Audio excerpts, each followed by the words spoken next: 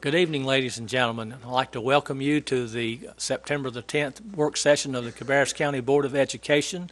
I'd like to call the meeting to order at this time, and I'd like also for the board to, we've had our agenda for several days now, and I need a motion that we approve the agenda as presented. May I have a motion? Second. Have motion, second. All in favor say aye. Aye. Okay, the motion's carried. We have the agenda set, so we're going to move right on into the report section. And the first one that we have up tonight is Dr. Colleen Sane. And so while she's coming up, we'll be looking at the update on the Cox Mill Elementary School and the W.R. Odell enrollment for 2012 and 2013. So Dr. Sane, when you get ready, we're ready. Good evening. I bring you some good news, and I bring you some news that causes us to do some work, which is just fine. System enrollment update today, we reached 29,912 students. So we're just flirting with that 30,000 mark. I want to talk to you specifically about two schools, but I also want to bring your attention to a few other areas in the district. Currently at the 10th day today, Cox Mill Elementary's enrollment was at 1279. The good news is that, quite frankly, I predicted 1330 would come, and we don't have that yet. I was reminded this afternoon about schools of choice, and I want to remind everybody that we don't have schools of choice this year, thank goodness. But that may account for the appearance of a lack of growth in that we had students to go back to their home schools, students who could not or did not want to provide transportation. So Cox Mill is still growing. I don't want to let that go. What I do want us to know is that the school was built to house 1,000 students. With a number of classrooms available, its program capacity is really 990 students. While we've added mobile units to the property, we have reached the max on the number of mobile units that we can add to that property. In addition to that, the extra students at that school make it difficult to put a strain on the facilities and services such as the media center, the playgrounds, cafeterias, etc. And as I said, we can add no more mobiles to that site, nor would I advocate for it. Odell, which has held a consistent enrollment on the 10th day, is 1,043. Again, 97 students above its program capacity. We have 4 mobile units on that site, and we cannot add any more mobile units anywhere in that area.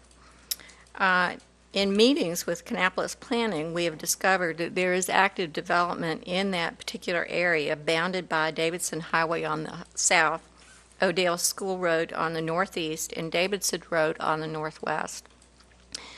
So that activity needs to be paid attention to so we can look at future growth and just to make sure any short-term or short decisions we make right now, quick decisions, would not be negatively impacted in our long-term planning is what I'm trying to say.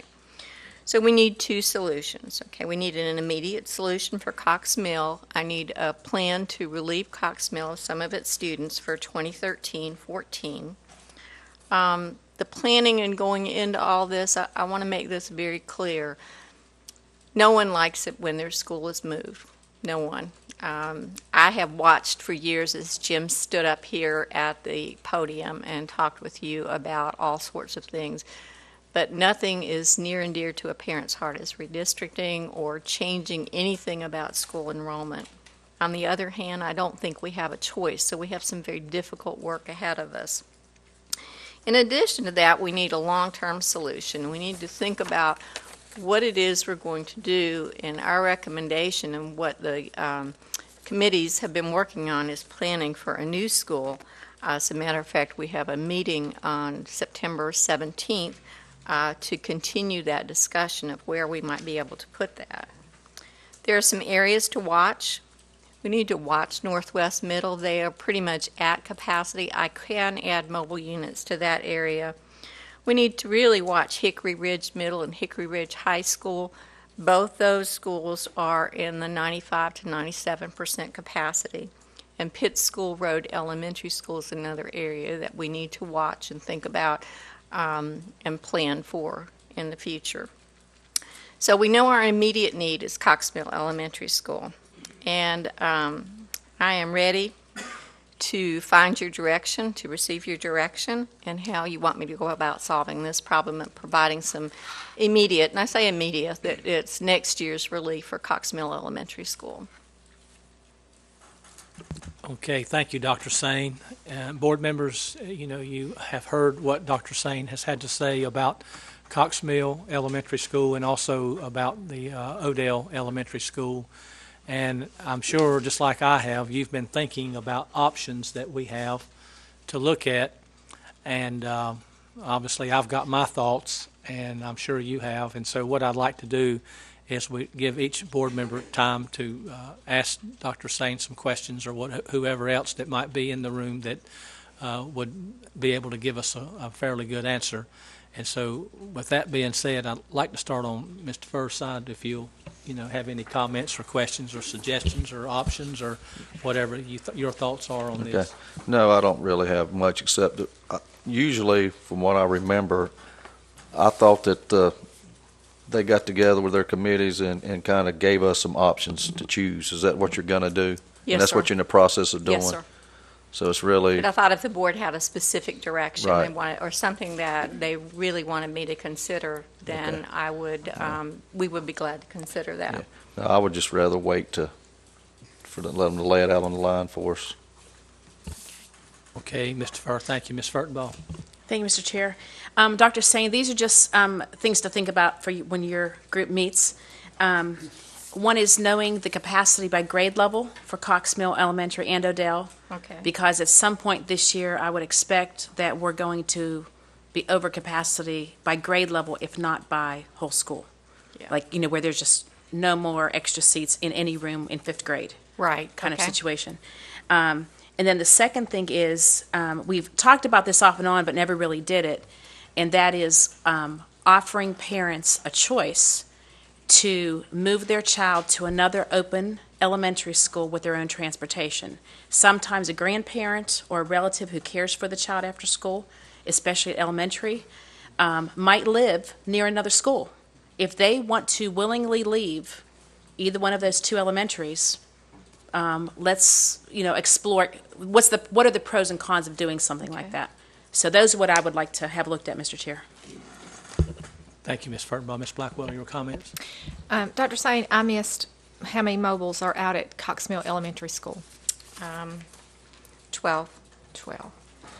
And I missed, what is the capacity of Odell Elementary? The capacity of Odell is 946, so they're really above capacity as far as program capacity. Right. Okay. Okay.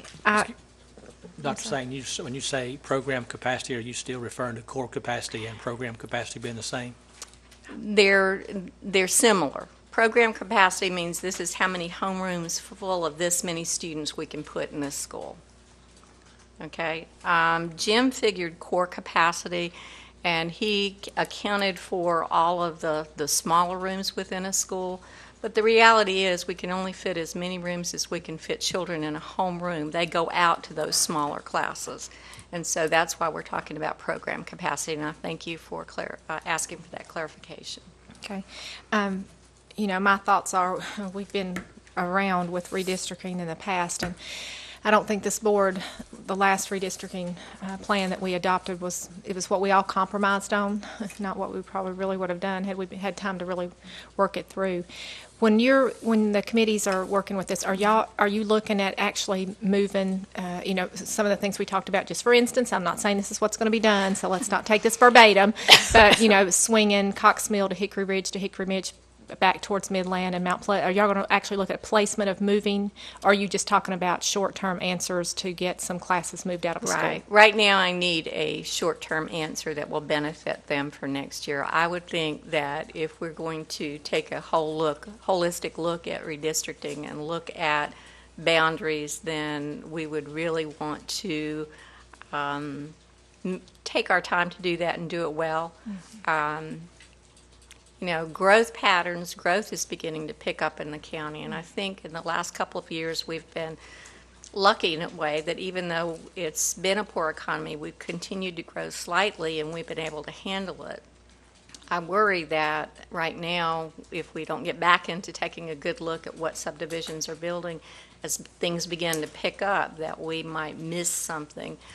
For example, I would hate, for example, to do a big redistricting and then the subdivision outside of Patriots Elementary suddenly get going and we would fill Patriots Elementary up with that particular subdivision. So I want us to be careful. Right, and actually, that's where I was going. There's a couple of us that are leaving the board, so we won't be here by the time you Right. start that real brunt of that work. But the one thing I really would like to see, I've been on this board for 8 years, and there's only one time during that time that we've redistricted that we actually worked with the county with putting that plan together. Building's been up, it's been down. Now we're at a little bit of a lull, but we are starting to pick back up. But I Right. would really suggest to this board, and especially with the 4 new people that'll be coming on, that will be a lot of information for them to learn, and that's a huge learning curve. I Yes, don't think ma'am. after 8 years I could tell you everything about it. But what I was going to suggest is make sure that there's some county involvement in that. Right. We really are behind the 8 ball if we do not have that information. And, with them starting to pick back up and, Right. approve subdivisions and the okay for builders to kind of get started back, they're going to have a good idea. And that plan's going to take you a while to put together. Exactly. But I would really suggest for that committee to have some, people from the county placed on that for some advice. And I know with that software system that we were using at one point in time, that's a good benefit for our side, Yes. but they weren't real familiar with it. So, Okay. yeah, that was a huge issue. So I think this would be a good opportunity that, if you're going to have to go down that road again, and we will, with Hickory Ridge being another issue, Yes. is to make sure that you get a lot of input, or, a working committee that'll have both the county and our side. Right. Okay? Right. Thank you. Okay, thank you. Thank you, Ms. Blackwelder. Mr. Kiger? Thank you, Mr. Chairman. I think by the pure nature of what we're doing, it's easy on the outside to look in and say, well, gosh, you guys always are reactive and you're not proactive. So I think Ms. Blackwelder hit the nail on the head. If we get as much information as we can, get the buy-in from the county Right.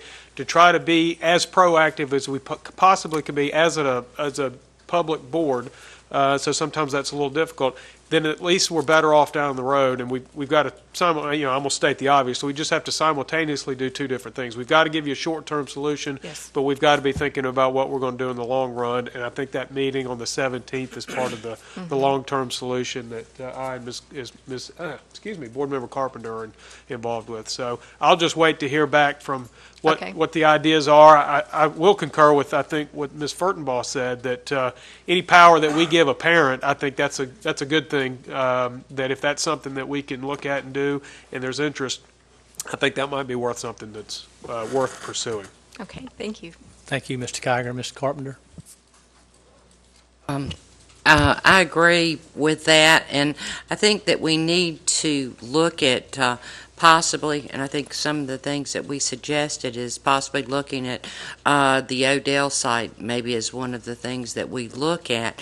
And one of my things is to look at moving possibly the whole, like grade Like a levels. grade level? Grade levels. And I'm not in favor of intermingling schools, like, if we're going to do this, look at maybe Cox Mill, or, Cox Mill being overcrowded. Yes. Because when you go into moving different schools, I think you're kind of mixing it up.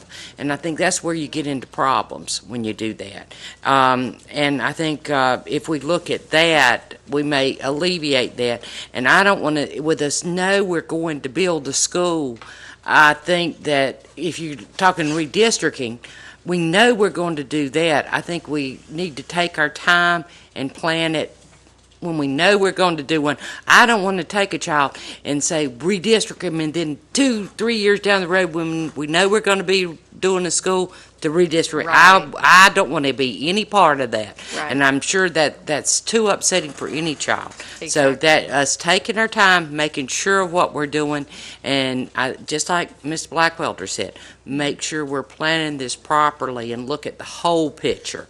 And I think that's the way to do it, and make sure that we get the Exactly. parents' input.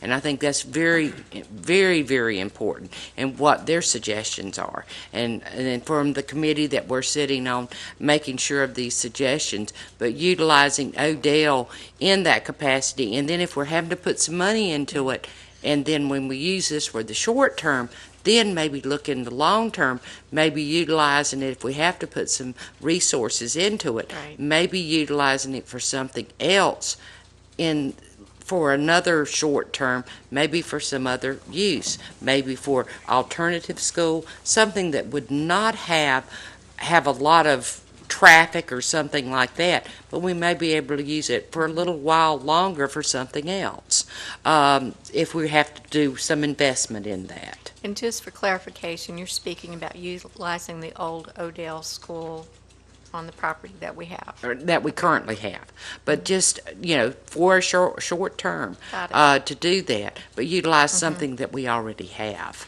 Got it. Thank you, Ms. Carpenter. Ms. Minot? I almost had deja vu sitting here because I'll be leaving you soon after first being on this board 20 years ago. And this has been a constant theme and a constant problem. It's a good problem to have because it means your community is thriving and growing, and hopefully, while we've had this recessionary period, hopefully we're going to be starting to do that again. So we don't want to say we don't want that to happen, but it just seems as though this problem's always been here and it probably will be here from now on. So I don't envy you your options on your problem. And I also concur with Ms. Blackwelder about the redistricting issues. That's a huge issue right there.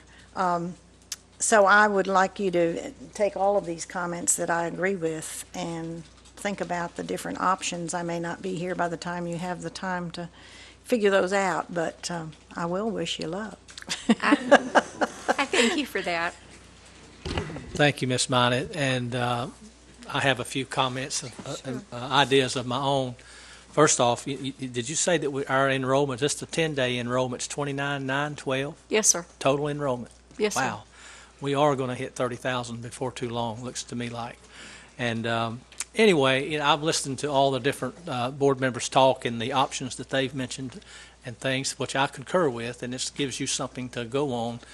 But I have another idea that I don't know how viable it would be. I don't know what how you guys or anybody will take this particular comment. But that is, like for example, Cox Mill, we've got close to 1,300 kids there now, close to it. What, I think you said 1,279. So we're going to be operating before the year's out with 1,300 plus kids. And I know the school was built for 1,000. And I don't know, obviously we built so many schools over the years, I can't remember the layouts and all of that. But what would be wrong with looking at adding additional 8 classes like we did at Fur? Now, I know Fur was built initially for 800. Right. And then we added the 8 classroom addition, which give us 1,000. And I'm going to just be honest with you folks, and this is just me speaking, and I haven't discussed this with anybody, not Dr. Shepard or no other board members or anything. But, we're coming out of a recession, and money, as you all know, is tight, still tight. And we're beginning to see some improvement. You start seeing the construction trucks, the concrete trucks. You start seeing them moving. You start seeing land cleared. Then things are beginning to happen. But that's not helping us any now, the situation we're in now. And we've got all of these schools that we built for 1,000. Some of them may have room for an additional classroom. Now, the big question is, do we want elementary schools for 1,200? Does other communities have elementary schools, 2, 3 level elementary schools for more than 1,000? I think initially we did 600 students, then 800 students, now 1,000. hey, when you're looking at $20 million for an elementary school, I don't know what the fur addition costs, but I'm sure it was considerably less than $20 million. We could probably do not six, but maybe 5 or 6 additions to some of the elementary schools we have now for the cost of one elementary school. Yeah, Mr. Chairman, if I may, Yes. the idea you're speaking of, and you may recall this, in the mid-2000s, our facilities director at that time did a review of all the properties to see where the infrastructure of the school, for everything from bus traffic to teacher parking to cafeteria, all of those elements which could accommodate and additions of which could not. And it was very surprising that very few could accommodate, and Grace, you may remember this as well, and you probably remember, very few of the schools could accommodate because we were building on such tight parcels of land. If you think of even how, Odell and Cox Mill are, for example, on their bus entrance and exit, all of a sudden you have to, if you add 8 classrooms, you're going to be bringing in maybe 5 or 6 more buses a day. Right. And so all of those elements together, we whittled it down to, I'm going to say, there were a handful of schools that could even handle it. So, but that study may be back there somewhere. I don't think I have it anymore, but it was done. I vaguely remember that, but it's been, like you said, it's been probably 5, 6, 7 years ago. But then, like I said in the beginning of my little spiel here, the school's handling those kids now anyway. I mean, they're handling these overages already, and they're handling the busing, and they're handling the cafeteria, they're handling whatever they have to. They're doing it. And I guess I would add to that, we have to think about the continued growth of it. They're handling it right now, but they're barely handling it. I know Allison's sitting out in the audience here, and I feel like she's probably shaking her head right now, yes. They're handling it, but the capacity to handle anything else is beyond what that cafeteria can hold, what the media center can hold, and I'll speak for the playgrounds, what the playgrounds can hold. So when we think about adding on to new schools, we need to think, especially elementary schools, we need to think about adequate playground space, adequate media center space, art, music, all of those spaces, and cafeteria spaces. Allison, I don't know how long your lunch lasts right now, but We start at 10:45 and we finish at 1:20. yeah. So you start serving at 10:45 in Right. the morning, and you quit at what time? 1:20. 1:20. 1:20. But that's with the population that you have now. Right. So, And 12:79, yeah. So they're making it, but they're hanging on by their fingernails right now to make it. So I don't want to minimize what they're having to do and what sacrifices they're having to give up for that. yeah, I realize it's a very complicated situation, and the thing is, the kids just keep on coming, and when they keep on coming, you have to deal with it. But Yeah. like I said, it's just an option that I throw Right. out, and I don't know Can whether, like I appreciate said in the beginning, whether it's even worth looking at or not. But then again, if there is room available, and if it can be done, well, I don't see us ever going over 1,200 elementary kids. I really don't ever see us build schools bigger than that. But then again, things are changing, times are changing, and education's changing, and You're right. so. But that's just my thoughts. Yeah. Mr. Chairman, if I may, and I'm sorry, Dr. Sain. No, go ahead. Just because, you're always thinking up here as we all talk, but that was when Cindy brought that up, that was one of the issues that we did figure out, that transportation was a huge issue with all those buses, that weren't meant to accommodate some of that. That was one of the questions I also wanted to make sure y'all were looking at. Sometimes we don't always remember to figure in how it's going to affect transportation. Absolutely. And that is a huge piece of it, because once you figure that out and it's too late, you're in trouble. The one reason I really want to make sure that we're involving the county and the staff in that area is because of the statements that have been made, that we haven't been proactive in getting them a long-term plan. But, and I Right. don't know if everything has been given back to us about, we've heard these statements that they're not going to finance anything or approve anything for about 5 years as far as capital improvements or Right. structures. That's a long time. If they're still committed to that decision, so be it. We have to learn to deal with it, live with it, figure out what we can do. But if not, putting this before them, for them to really understand, what these situations are and some of these emergent and critical situations, are what we're actually dealing with now. So they need to be a part of the now decision and the later decision Right. as well. So I wanted to make Absolutely. sure I was clear on that. Got Thank it. you. Okay. Okay, thank you, Ms. Blackwelder, and thank you, Dr. Sane, and board members for your thoughtful comments and everything, and hope that we'll take away something from this. But we sure need to, for sure, put our heads together and come up with some real viable options we can start working on. Okay, with that being said, now we're going to move on to 3.2 in our agenda tonight. This is the advanced placement, and we'll have Jason Van Hukelum and Mr. Ben Allred to come to the podium, and we'll hear this report from them. As you can see, Mr. Van Uckelm has left me to give the report this evening.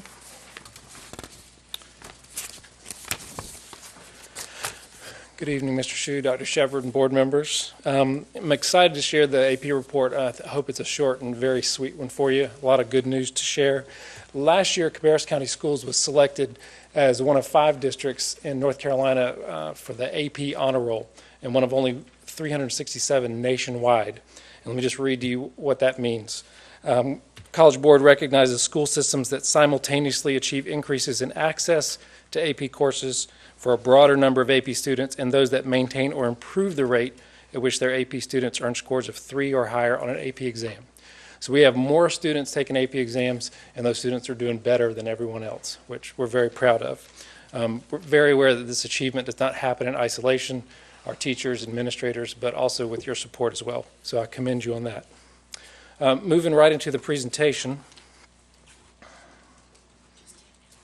Just hit enter. Okay. Thank you. This is lagging data, so we're looking at 2009-10 and then 2010-11. DPI provides us with ranking and participation and performance 1 year out. So you'll see that our data for 11-12 and then our coming year 12-13 is going to push into that, but just to be aware that it is lagging data.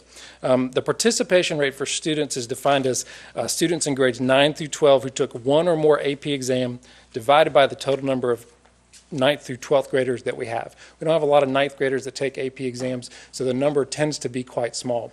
And if you look at the slide, you'll see in 2009-10, we were at 10.2% and ranked 29th in North Carolina.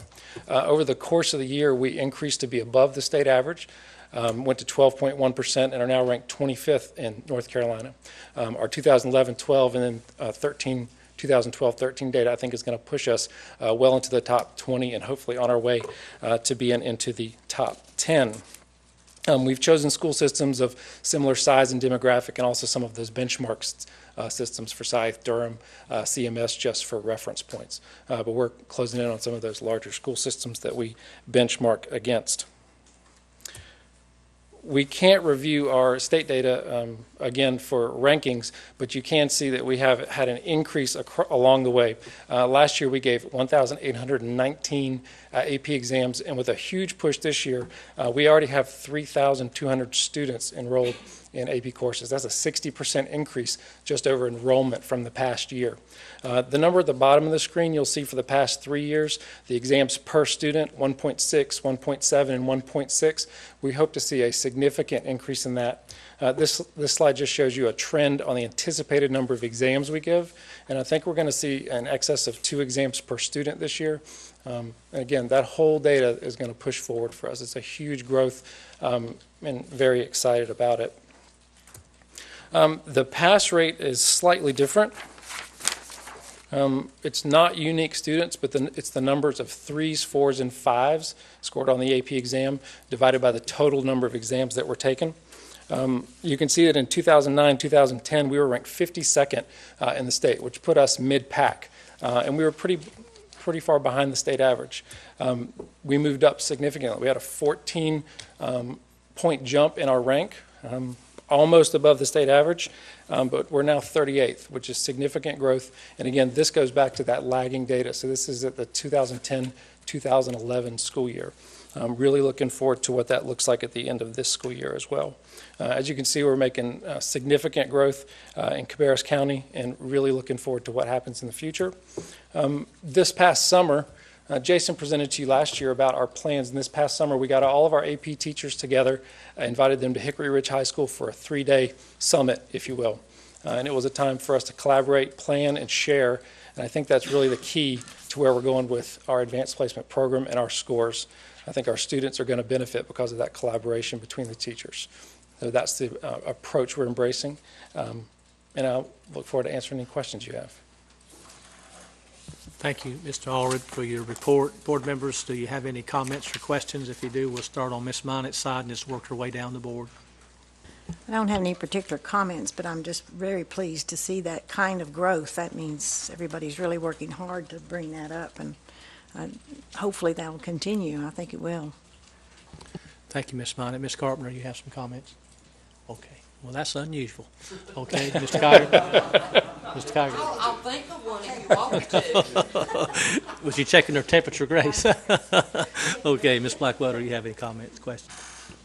I actually just have two questions, and I'm kind of disappointed that I'm having to ask you this because I don't know the answer myself. I know that there's a 3-4 ranking score.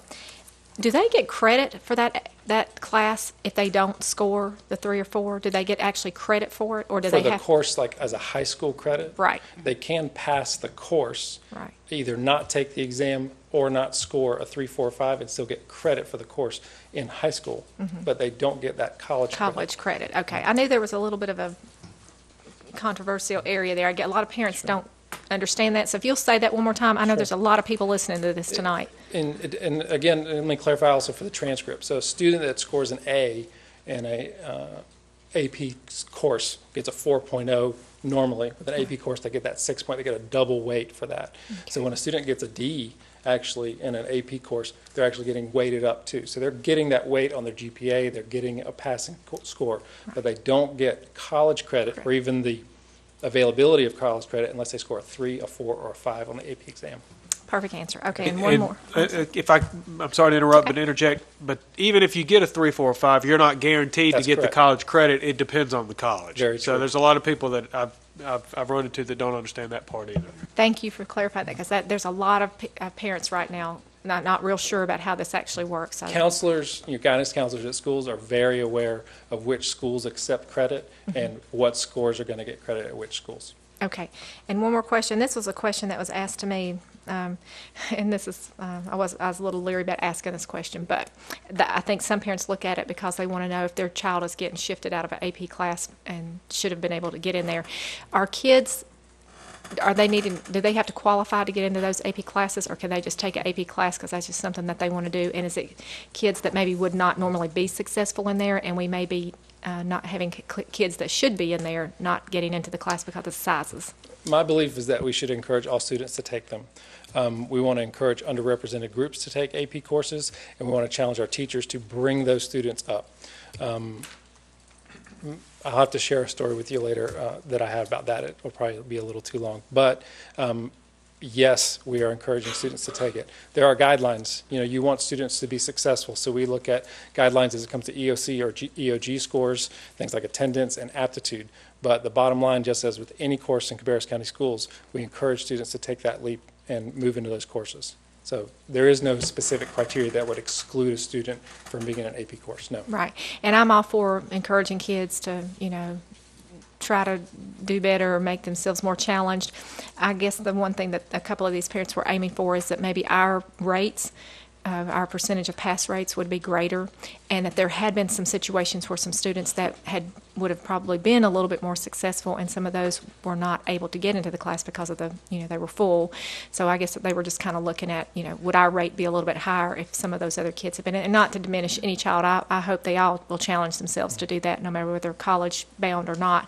But I guess that was just one of the questions: how much would that affect our pass rate? If we had more students in it that maybe didn't quote-unquote qualify or would not normally take it. Right. I don't know, but I can tell you this: in the future we'll be looking at that data because we're encouraging lots of students to take them because we think it's important. Thank you, Ms. Blackwater. Ms. Furtenbaugh. Thank you, Mr. Chair. This is not planned, but this is really a takeoff on what Holly just said. I was interested in seeing data about the gap between those who are enrolled and those who are taking the exams and what the inhibitors might be. So, for example, a student who wanted to drive up their GPA, quite honestly, because I cannot tell you how many times I've heard, I can get a C and it's really an A. I mean, that is abundant out there in the high school community. Parents are bragging about it. But the reality is, if you're not being successful in the class, is it really worth it in the end? It's still a C. So the other thing I'm wondering is that from an inhibitor standpoint is the fee for the exam. So have we ever done any kind of a survey of AP students to say, why have you chosen to take or not take the exam? Do we have any data of that nature? Not that I'm aware of, no, but I can look into that. That may be a good thing to do, even for if the kids who are still in school who took AP classes last year. Why did you take the exam or why did you not take the exam? Some kids may take it in a sophomore or junior AP class to get experience taking that kind of an exam. And other ones may say, I didn't have the money, I would have loved to, but I had no money. Just some data around that whole question. I think it's 92% of our students do take the exam. So that's a pretty strong participation rate. And then on the financial side, I don't know if that's where you're going with the prohibitors. Well, just of any lending money. inhibitor. Okay. Whether yeah. you didn't feel successful in the regular Sure, class. Sure. Because students typically who don't achieve as well, trends will show that they have more tardies and more absenteeism. Sure, yeah. And so therefore AP classes are faster paced. There's all those indicators. To be successful, you need to be a high attendance student. Right. You need to have adequate time to do homework, maybe not working a job every night, different factors that contribute. So Right. That would be great data to have to kind of see the drivers and motivators of the students in taking the exam. 92% do take it, so that's a pretty strong number. But that 8% that don't take the exam, what's keeping them from taking that exam? But see, one of these charts looked like it was lower than that, unless the data is not what I think it means. It says AP students, AP exams given. That's much more than an 8% gap. Right. Those students are taking multiple exams. Those students can take more than one exam, so that's why that number looks that way. Okay, That's so not the our student. participation Okay, so rate. the student count is single student. The exam count Exactly. is multiple exams. Exactly. So Yeah. that really shouldn't be trended together, probably then. Okay. I took that as a 1-to-1 an equal ratio, and it's not. Okay. That's why at the bottom, that's where that multiplier comes in. So we've got 1.6 exams per student. So I'm that's not why- looking at that chart. I'm looking at the trend chart, the 5-year trend. Oh, okay. The trend chart comes directly from that table above. So that it might be a little unclear, so we can. Okay. Yeah, that's probably Yeah. probably not a good representation. I'm just saying, from the standpoint of if you take one, I would take that when I was looking at that's a huge gap between, for example, in 2010, 814 and 1322 of why are students not taking Yeah. exams, but the data doesn't represent the same ratio. Yeah. So maybe if you trended it the same way to show that. And we have What that percentage? participation rate trend that we can give to you Okay. over the last 2 to I 3 read years. that chart very Yeah. differently. The other cool thing that we have done and we do share internally with our schools is correlating the student grade to the AP score. So that's really powerful data when you get down to the school level. So for example, measuring the rigor of the course and, a kid that gets the C, how well do they do on the AP exam versus the kid that gets an A in the course. So the teacher grade should somewhat correlate to the AP exam score. So we do share that data out with our schools. Okay, and Talk on about the that. slide 7, the 2010-11 pass rate at 54.1%. Have you aggregated that data by subject so you know which subjects are being more successful, where we're doing well versus? Yes. Is it consistent across the district since we have 7 high schools? As far as AP history is always at this level, AP biology is always at this level. Is it very consistent? Or do we have a It best in varies by class? school. It So varies. we do have a best in class we could share from school to school. And that's why the approach that we're taking to help our AP teachers is that PLC, that professional learning community approach. Because we do have teachers that are really doing a really good job in particular schools. And so getting them together, sharing that best practice together, having that AP summit that we did for 3 days, that was a powerful 3 days with those teachers. They really enjoyed their time together. Especially with the growth we've had, we have a lot of new AP teachers as well. So brand new. Sometimes it's your younger teachers that haven't been teaching that many years. And so having them be able to sit for 3 days with a teacher that's taught AP Calculus for 20 years was very valuable for them. So they're not recreating all of that stuff. And if you remember the Forsyth, thinking about Forsyth County, one of the reasons, they're probably in the top 10 in both categories is they have that unique AP center for the whole county where all the kids go to one place, and so they have just a couple teachers teaching AP biology, but that's all they teach, and they do a really good job. We're not going to recreate that necessarily, but by bringing those teachers together, our hope is that we can match their data. So. And they've really embraced getting together. We have our Common Core days, the CAP days, where we do professional development. They've all been meeting on those days because they're together. So they're really chomping at the bit, so to say, to get together and plan and work together. Yeah, and just, I know, Blake, you and Tim have youngsters who are still going to be hitting college here and whatnot, and the way college curriculums and schedules are designed, and I think it gets almost worse every year, is that students only take 14 or 15 credits. Bygone are the days where you take 18, 19 in order to finish in 4 years without summer school. So, Blake, get ready. But these AP classes become the difference. What the kid walks out of high school with, if they walk out with even 12 credits, that keeps them out of summer school. Or that keeps them from overloading and stressing about having to take a night class when they're a student on campus and they have to take their English 1 at night because they maybe got credit from high school English. So Jason and I come from opposite sides of that too. Jason, when he was in high school, had the opportunity to accelerate and take college courses. You went in as almost a sophomore, I think. And I did not have that opportunity when I was in high school. So, and I did go to summer school, and I did take longer to get through college. So we have personal experiences that kind of lead into that as well. Yeah. Okay. Thank you very much. Thank you. Thank you, Mr. Furtenbaugh. Some good comments. Mr. Furr, you have any comments, questions? No, I just got a question that I guess I should know this answer, but I don't. What is the fee to take a class? It's $84. I mean, to take a test. It's $84. I'll be. It's pricey. Mr. Kiger, did you have any questions? Okay, board members, everybody clear? So the $84 per exam is what you're saying? And if a student can't afford it? Yeah, if a student cannot afford it, schools have the option to help them locally. But there's also an AP fee reduction that follows the same principles as our free and reduced lunch. That is a federal grant that students get awarded, and we turn in a large number for that each year as well. And I'm sure the counselors work close with the students on that. To my knowledge, fee has not been an issue or a barrier, but I'm interested to follow up based on Ms. Furtenbaugh's recommendation. Okay, it sounds really good. Thank you, Mr. Aldridge, for your report. Thank you, board members, for your comments. Okay, we're going to move right on to the next issue here. It's 3.3. We've got Mr. Lynn Whitkey coming to the podium, and he's going to give us the QSCB monthly financial and project status update. Mr. Whitkey, it's up to you when you get here. I think Ms. Klutz may be with you also. Yes, there she is. There's not much to report on our QSCB funded project status. Most of our projects are coming to a close. We'll review the projects that you have in front of you, and if you have any questions, we're happy to discuss those with you. You can see that there's minor balance remaining in some of them.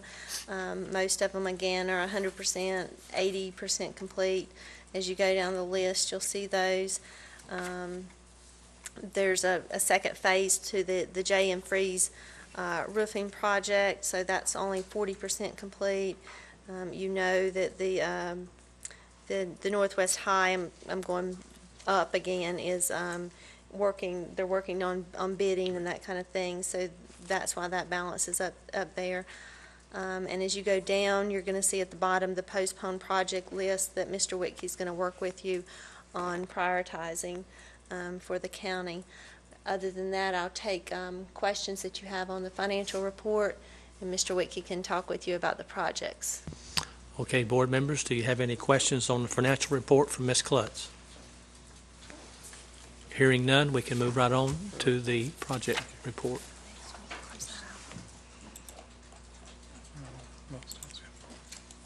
Thank you.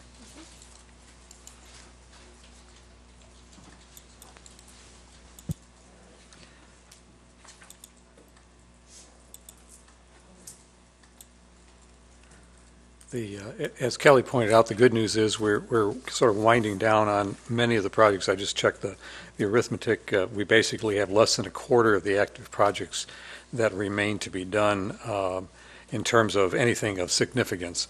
All of the projects that are active still have minor parts and pieces. As I've mentioned in the past, when you look at the majority of the HVAC work that we did over the summer, now it's sort of mop-up and cleanup action. We're looking at what we call balancing and testing in the industry, which is literally going through every space in the buildings and making sure that the equipment is performing per spec and adjusting if it isn't. So we've had a lot of that going on, and we will continue to do that for the next few weeks. But in reality, save literally the first item, which is the electrical vault work at Central Cabarrus, that's just getting underway. They're working there as we speak. We have a couple of projects. The one in the middle that Mrs. Klutz just mentioned was the J.N. Freeze. We're going to try and spend down the rest of that money by doing more of the roof replacement work. The Northwest Gym, of course, is in design. We'll be talking about that momentarily. And the last two projects in the active list, as I scroll down here, are really the wireless work at Weinkauf Elementary, and then the breaker panel testing and upgrading, and both of those projects. Weinkauf is actually further along than shown, and the testing project is just getting underway. So, and that will run several months. They literally have to go to, I think it's 28 schools are included in that package, so it's going to take a lot of hands-on work. So that'll be on the list, probably by itself, maybe along with the gymnasium as these other projects wrap up. But other than that, I will be speaking later to you about the postponed projects prioritization, and I'd be happy to entertain questions. Thank you, Mr. Whitkey. Board members, do you have any further comments, questions, reference our progress on the QSCB? I don't know how about the rest of you feel, but I'm so glad we're coming to a close on some of those, because I'll tell you, they have been really, since there was so many of them, and it's so much bigger project than building a school. So when you combine them all together, it's a big job. So I appreciate all the effort and appreciate the progress that we've made. Okay, board members, we're going to move on to 3.4. This will be the Northwest Cabarrus High School Gymnasium Addition Design and the budget. Mr. Whitkey and also Todd Berg from Morrisburg Architects will be here, and I'm hoping we're going to get to see the little video that the board members have had privy to. So whenever you guys get ready, we're ready. Thank you, Todd. I think what we'll have Todd do first is kind of go through the presentation, which describes the building design process and where we're at visually, and then we'll talk a little bit about the bidding and the budget process at the very end. And just so you all recall, we've gone through a number of machinations and work to get a budget that we could live with.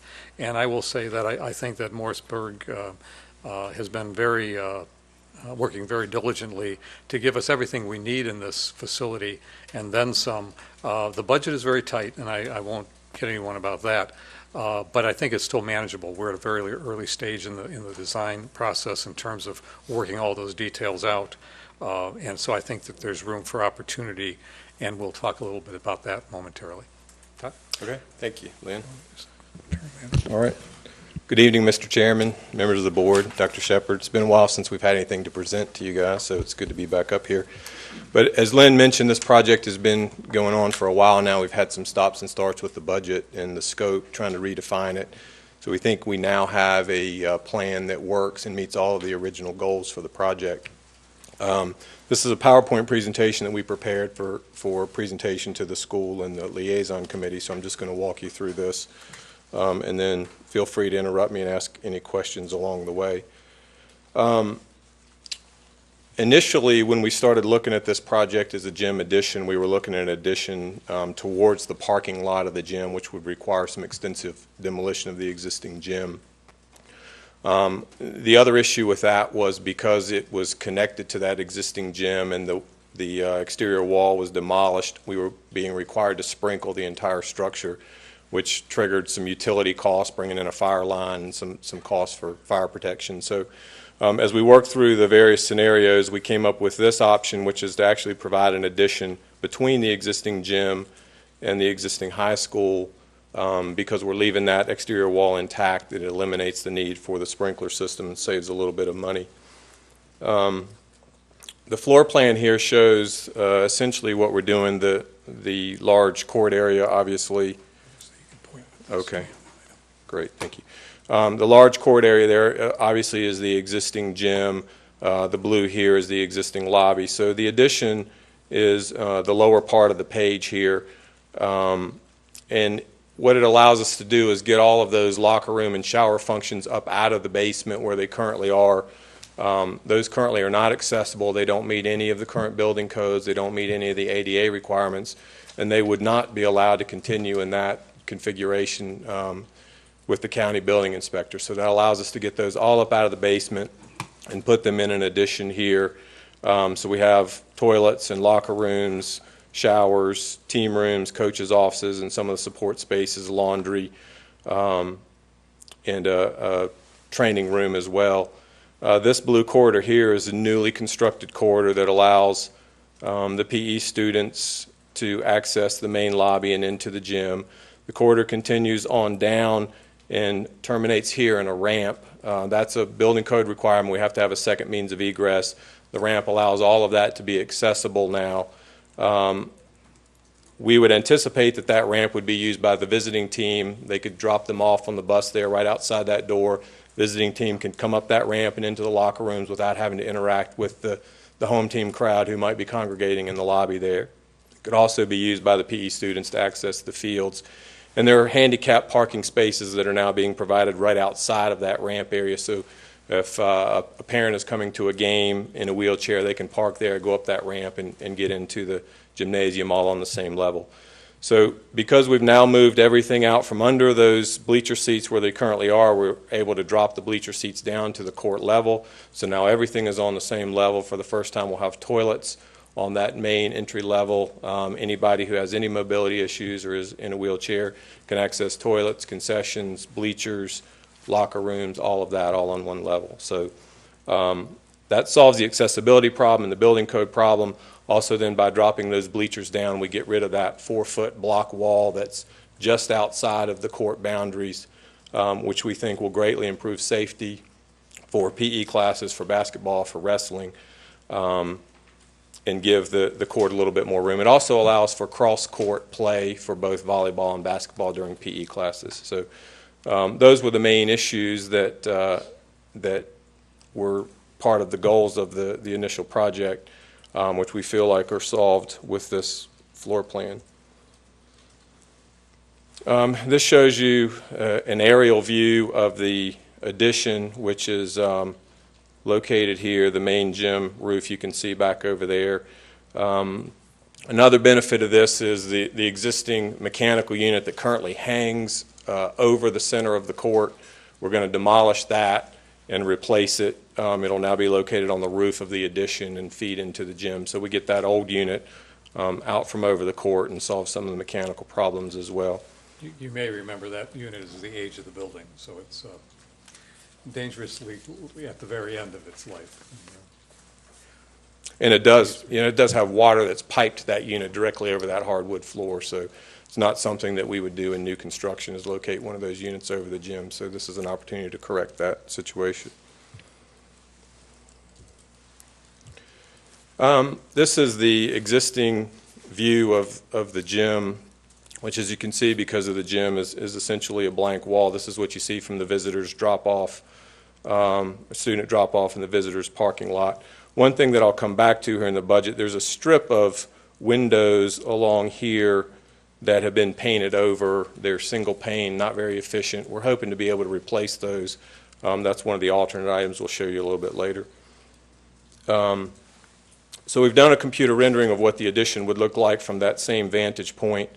One of the side benefits that we feel like we get with this addition is to clean up that whole image from the front door. You may recall there was a QSCAB project that would have done some work at the main entrance. We're not going to do that anymore, so this allows us an opportunity to put some school signage here with this addition, to locate a logo within the school where it's protected.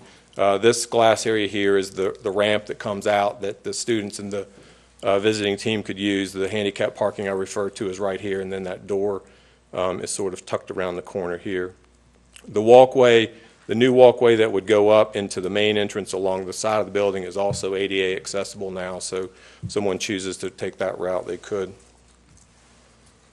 This is the view of the existing gym from the main entry canopy, looking down that sidewalk toward the gym. And again, a computer rendering of what the addition would look like. Because most of the functional spaces that we're providing are locker rooms and showers, obviously there's not an opportunity to provide any windows or glass in there, but we have provided some glass at the ramp area. You can barely see here. We'll show you a little bit better view of that. A school logo that could be mounted on that wall inside that glass area that would be visible at night and then also during the day from that visitor drop-off. This is a view from that outside sidewalk looking into that ramp area, the glass area, and the logo here for the school that could be located on that wall. And then another view from inside that space.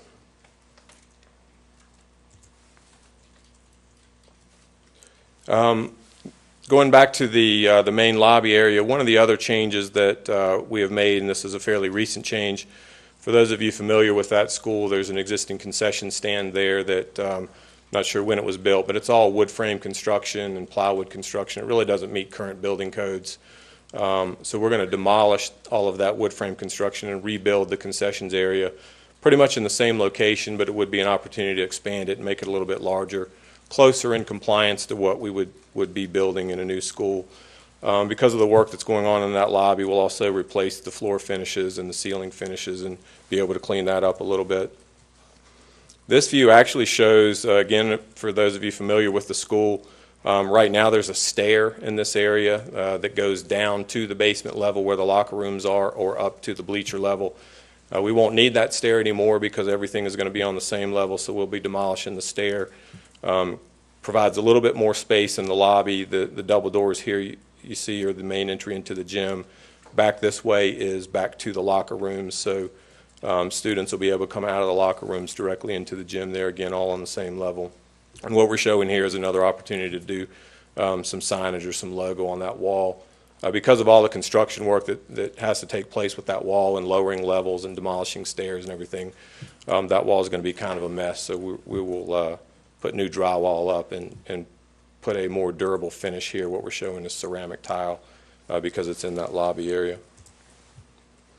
This is shows the new court layout, which, as I mentioned, gives you an opportunity to provide cross-court basketball courts, which they don't currently have because of those low walls and the seating configuration.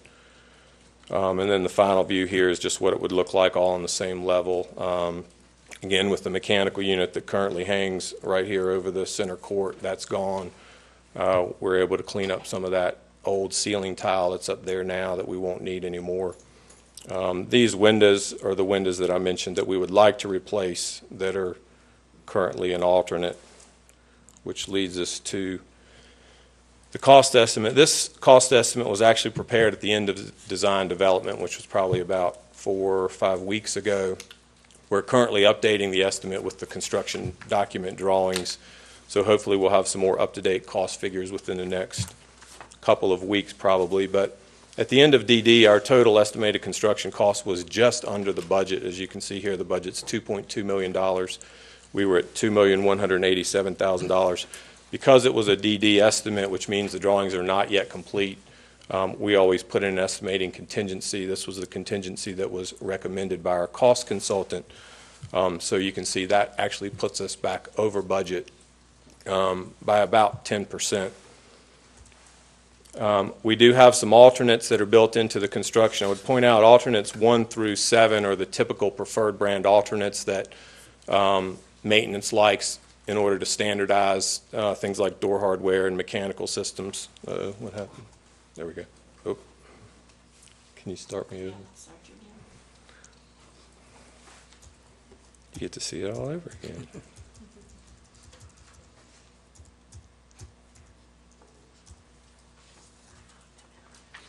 One of the important things about listening to the alternates is not only to talk about them here this evening, but also to point out they need to be made a part of a public meeting so that people who may want to take exception to that would know about that. So that's the reason for listing the alternates.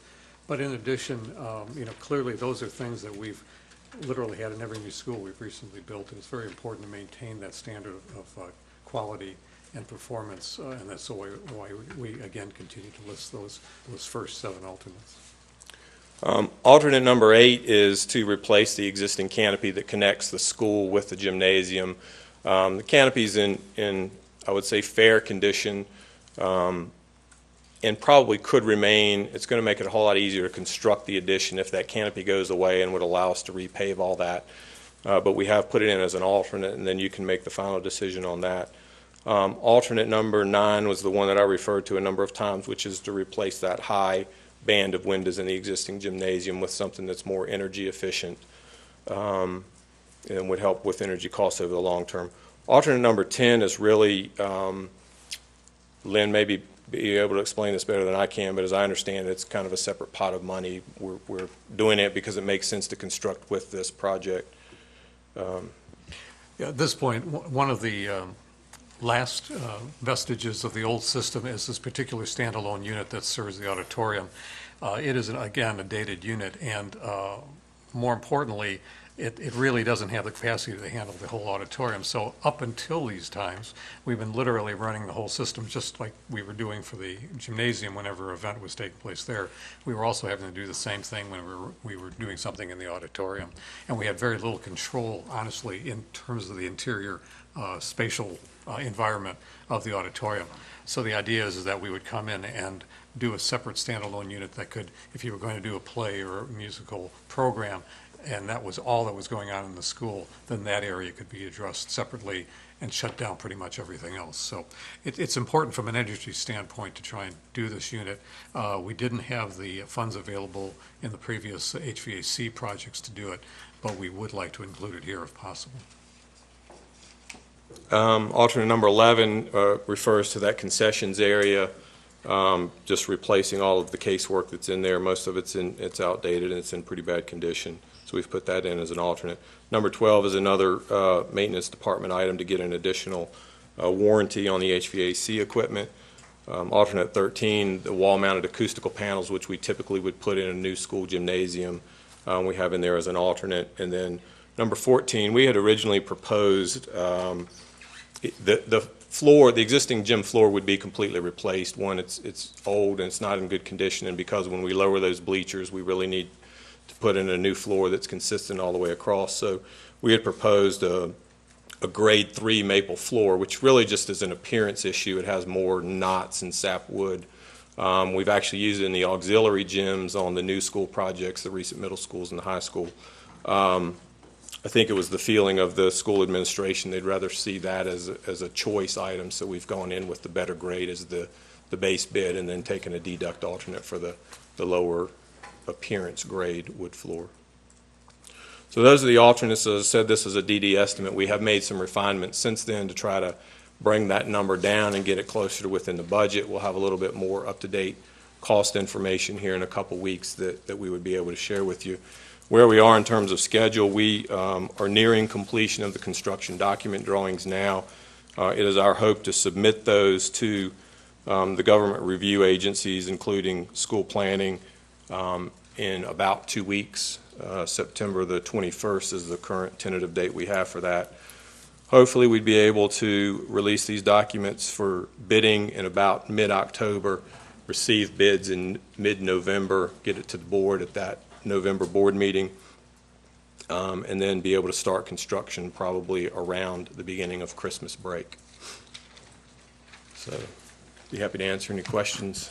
Okay. I did want to, if I could just add one other thing. I know there's, you look at a lot of alternates like this and you question, just how that impacts the bidding. I was going to say, typically, on a project of this scale and complexity, alternates really don't affect a contractor in terms. I mean, it means a little bit more work on their part, but routinely they don't have a problem with alternates. It's a commonality among most projects in today's day and age. And what I like about alternates is that it clearly identifies certain key elements and the price associated with those. So it makes it much easier for the board and everyone looking at that to make an educated decision on that particular items. So that's, again, why I think alternates are important. And if we really get into a budget situation where it's critical, we have the opportunity to remove some of those things if necessary. Thank you, Mr. Berg and Mr. Whitkey. Board members, you've heard a report here of a long-awaited report for the Northwest, because we worked on this for so long, and we finally come down with a design recommendation here. And so I'd like to start with Mr. Furr on your side and ask these gentlemen questions that you might have, reference the design and the budget and all that. I don't really have any questions, but I think it looks nice, and I think the folks out there will be pleased with it. That's all I have. Okay, Ms. Furtbaugh, I know you've probably got a couple questions. Thank you, Mr. Chair. Actually, I guess just more comments, because I did have, Holly was unavailable to go to the last construction meeting, so I pretended I was Holly and went with Blake so I got to see this a couple weeks ago. But I'll be honest, I was more than pleasantly surprised with knowing the structure and the layout was that they were dealing with in such a compact area, that they could actually come in with this much enhancement, if you will, on the renovation. So the curriculum capacity was met, the safety issues were met. I like that little entrance, and I'll say for two reasons, well, really three. One, it's daylit. We've been trying to do daylit spaces as much as we can, and all our new schools have daylit spaces. But also from my dad having been in a wheelchair for a lot of years, had he been able, to get into that gym previously to see his granddaughters, that would have been a welcoming entrance to come into, as opposed to so many places you have to push wheelchairs, unfortunately, are not welcoming. And so little simple things like that. And one of y'all kind of mentioned, but I envisioned this is the kind of space that is used even for the children who are leaving the gym to go to the track, or going down to one of the fields for a PE class, or going out for their cross-country run after school. And I know some staff even run up around the school there. That makes a nice little way to come out of the building and not be traipsing maybe in front of where the classrooms are, because there are two classrooms right across that hallway from where the gym opening is. So we took away that entrance money, but between Len being able to provide some facilities maintenance money to put those lockout doors on the front of the building, which I think tremendously changed the appearance of that front. It seems so simple, but it was like glass doors basically, and it really opened up and I think made it just look a little bit nicer. And then that little kind of entrance down at the bottom now, or down that sidewalk. So I'm pleased. I was hoping we weren't going to be in that saying of a penny wise, pound foolish.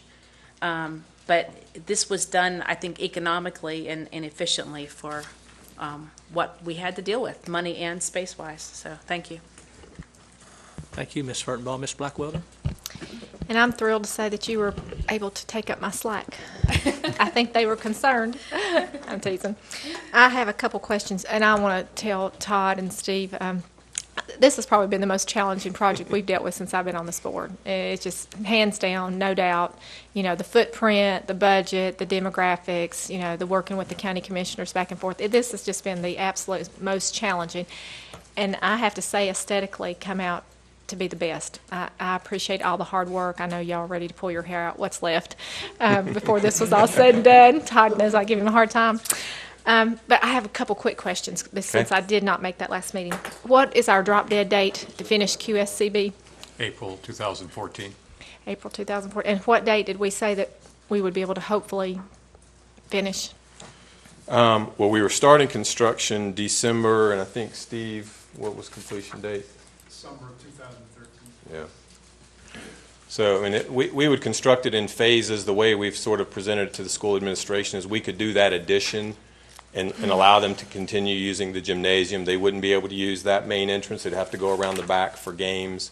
But we could segregate the construction and the student traffic and keep that safe. So they could construct the addition first and allow them to continue the gym through basketball season and through the Christmas break and into the spring. And then once the addition is complete, they would have to vacate the gym for some period of time because of the extent of work that's going on in there. So,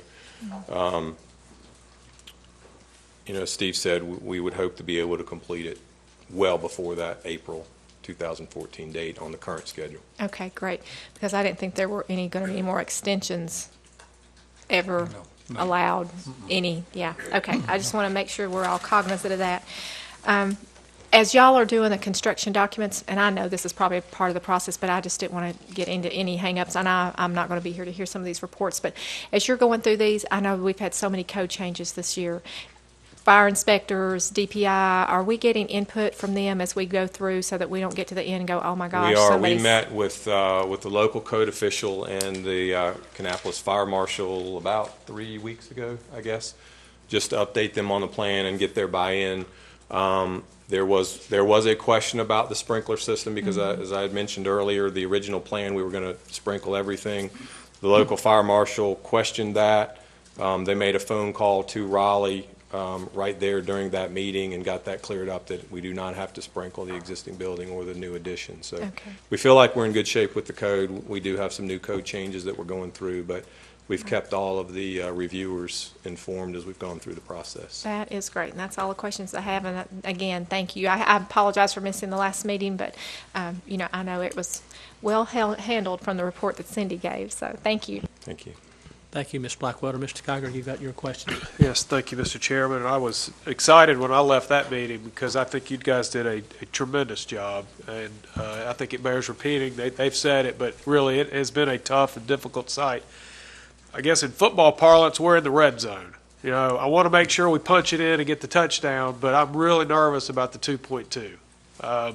We just, so I guess until we get that in hand and we know that we're good there, I'm going to be a little nervous. But as far as the design work and what we've got for a finished product, a couple slides that I had comments on that day that don't bear repeating, but we'll get there. But all in all, I think it's tremendously done, and you guys did a nice job. Thank you. Thank you, Mr. Kiger. Ms. Carpenter. Well, I want to thank you, and I know that the parents from out at Northwest want to thank you. I'm just glad to see that we're moving along with it. And the only question that I really have, and I want to make sure, and I know I've mentioned this before, my concern where it says that you want a slag, so lock set. What if you can't get that? Now, can you take something else? If you put it out to bid for that, if they can't get that, can you go ahead and take something else? Yeah, the way those preferred brand alternates work is we set up the base bid to allow any of 3 equivalent projects. It could be Schlage and Sargent and Corbin Russwin, just to use the lock sets as an example. So a contractor can bid any of those 3. The general statutes allow then the owner to set up the preferred brand alternates so they can see what the price is for the Schlage or the Medico or whatever that standardizes their maintenance system. So it doesn't tie the contractor's hands in any way. He still has the opportunity to bid something other than Schlage if he can't get that. Okay, so that's not going to tie our hands with that. Okay, that's my question. Thank you. Thank you, Ms. Carpenter. Ms. Minot, you have questions? I would just say that serendipity that the first ideas that came across didn't work, because this is a beautiful job that you've done. I like the appearance. I like the way it's going to function, and I think it's just going to be a really, really fine addition to that school. And I know they're long-awaited addition. Thank you. Thank you, Ms. Minot. Gentlemen, on the alternates there, it's pretty obvious that the first 7 alternates there with the preferred brand alternates, do you have any indication at all what those are going to cost, just from historical data?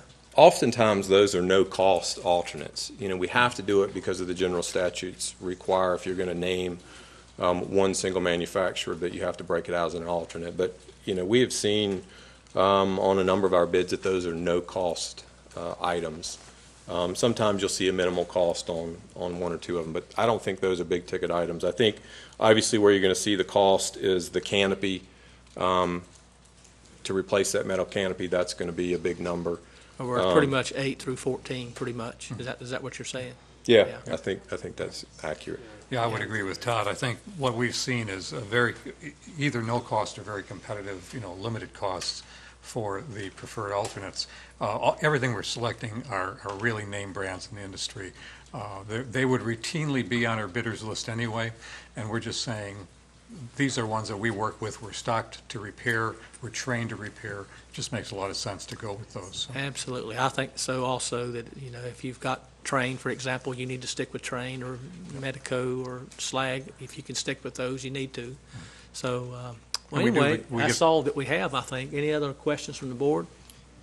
Okay, thank you, Mr. Berg, Mr. Whitkey, for your report. Thank you.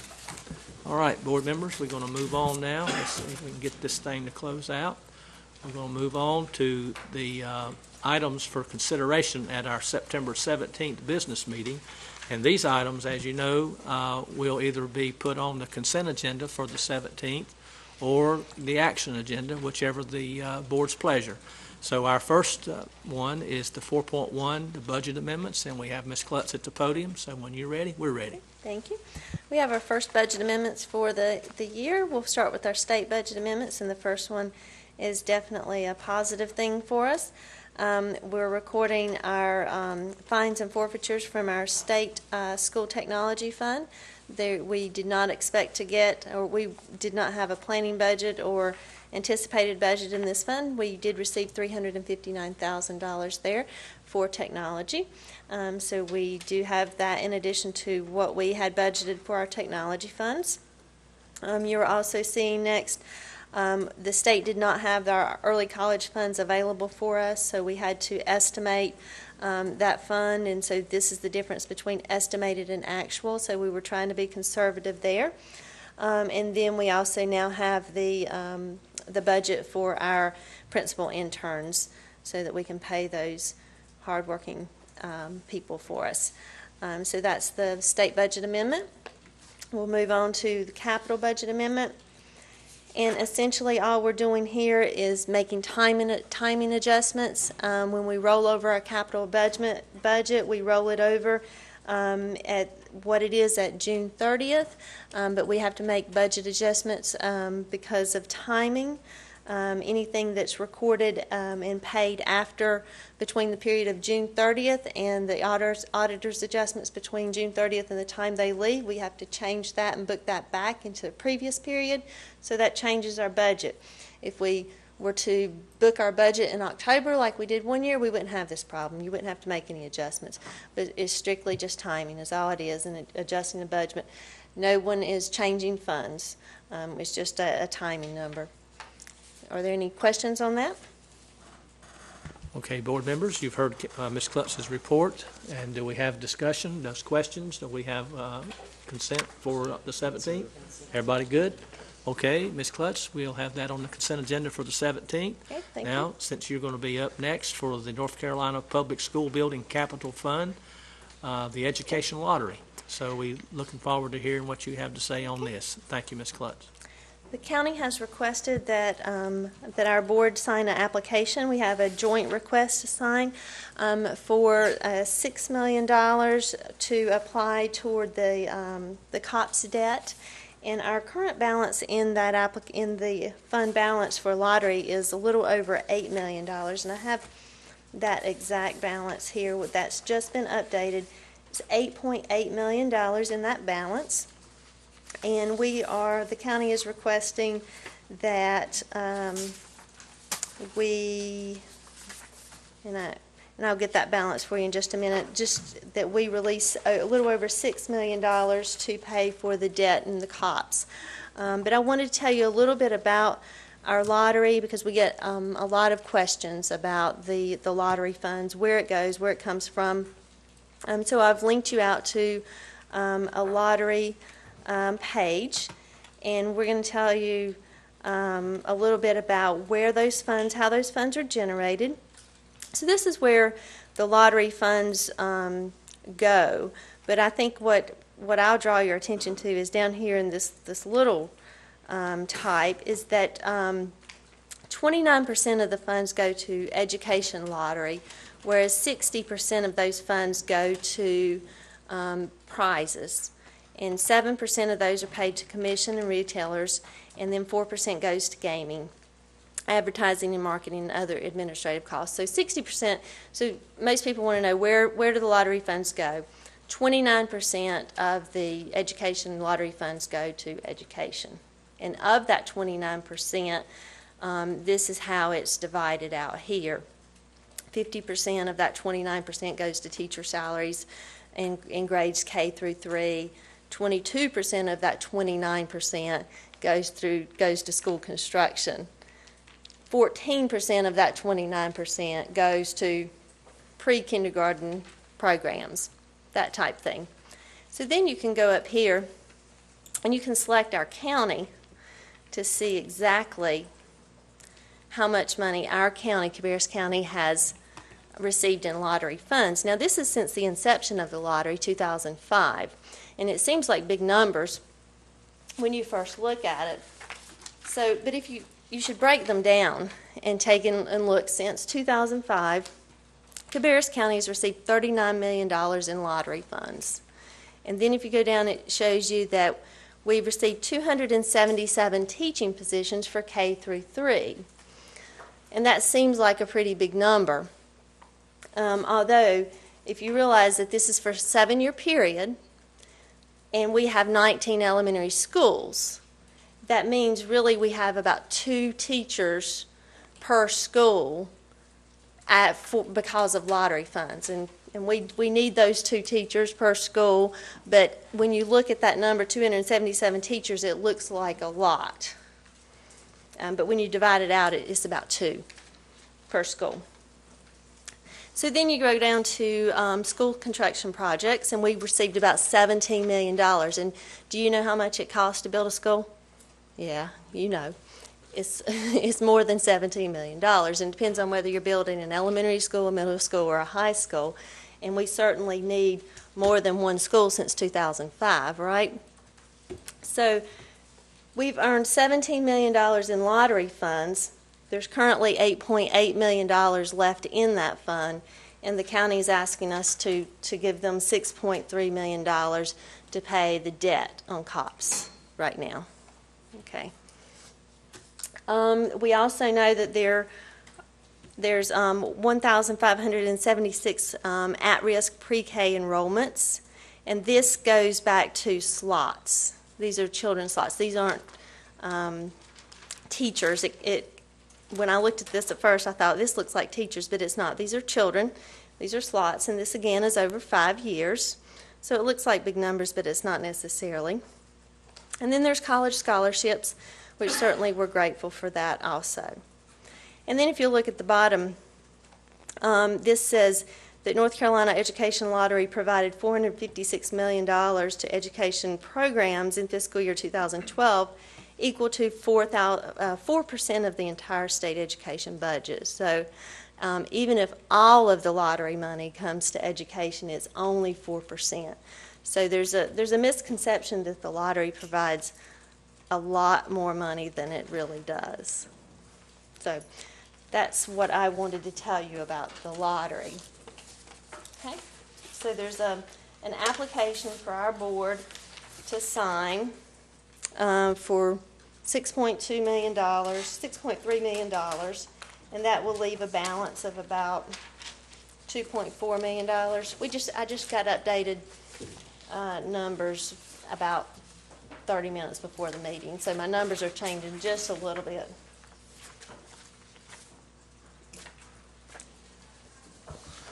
Thank you, Ms. Klutz. Okay, board members, you've got this report on how the lottery funds come in and how they're used and all that. And our request, the request for our board is to send in a application to the Board of Commissioners for us to draw down this 6.4 million, I believe she said, out of the 8.8. And, 6.3. you know, I'm sure that the board members do have some questions for you, Ms. Klutz. And so I know that I talked with Ms. Mining earlier today, and she's going to start off this conversation on her end. And what we're going to talk about primarily, I mean, the $6 million, I think that's pretty much gone. That's due to an agreement that we have with the Board of Commissioners sometime prior back.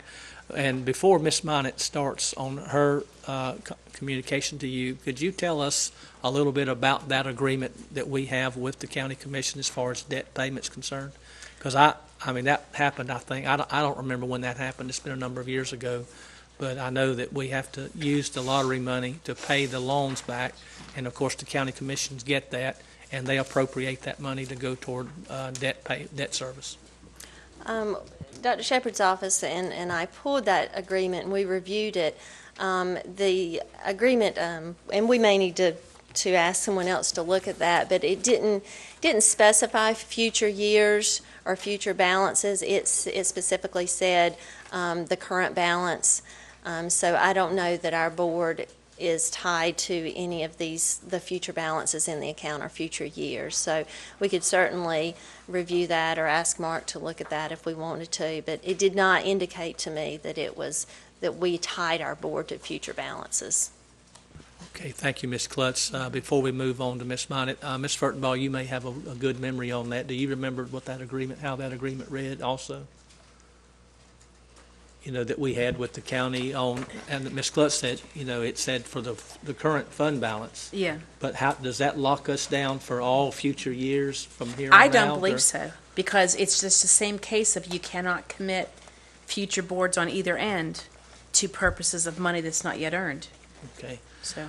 Well, that's the point of our discussion this evening, is we want to find out, what we can do with the remainder money that's in there, because there's a lot of needs, as you all well know. So with that being said, I'd like to open up the conversation with Ms. Minot on your end. Thank you. Thank you, Mr. Shue. As you all know, I addressed the board a while back about the possibility of renovating the Glenn Center. And I think that there was an agreement that was something to look at and possibly be pursued. And at that time, we were talking about using QZAB funds that were available only for renovation and repairs, and that those would be zero entrance bonds.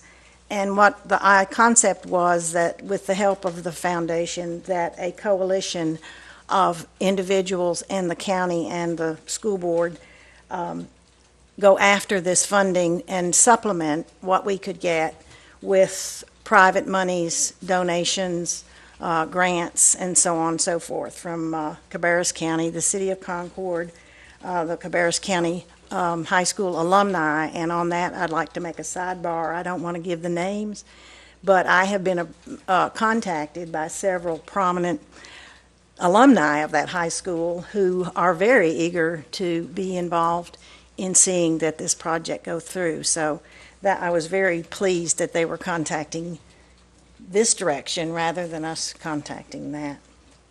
Historic Society grants and so forth, and even in-kind services would have been eligible.